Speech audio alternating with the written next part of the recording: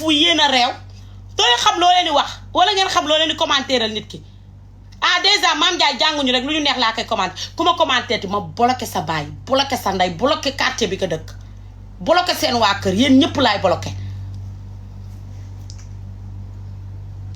nit ku di toog di liggéey sax du ngeen ko may conscience tranquille lu du taxaw di ko waxal lu ñaaw nit day toog dag liggéey ba xunu xataam gi ne xattet ngeen toog di ko commentéeral lu négatif ak nit ñi di ko taf te yow ñi lay taf yaa leen gën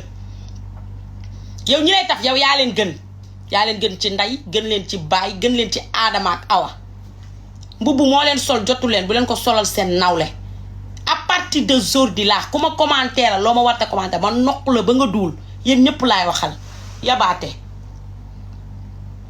xaw ma nu ko tubaab nu ko kii di waxee sax français xaw ma sale petit garce yabaate bay bëgg a dee à partir de aujourd'hui laa wax à partir de aujourd'hui ku ma commentéeral lu négatif di nga xam yabaate ngeen torop yow mu xaaj li ngeen def rek ba ma wane fi sama jikko ñu naan dafa virgule nii la mel dangeen koo fàtte Mame Ndiaye Savon nii la mel de naturellement ah xaama ngeen ne robe yi may jaay 10 000 lay jar ku mu neex nga valider léegi yow defatuma en compte ku mu neex nga valider en compte moom bàyyi naa ko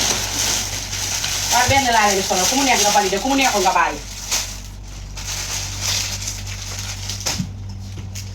léegi damay toog rek ngeen may waxal lu ñaaw ba kañ chaque jour rek bu ma naan du ma tontu non bàyyi naa tontu rek waaye sama bàyyi tontu gi lan la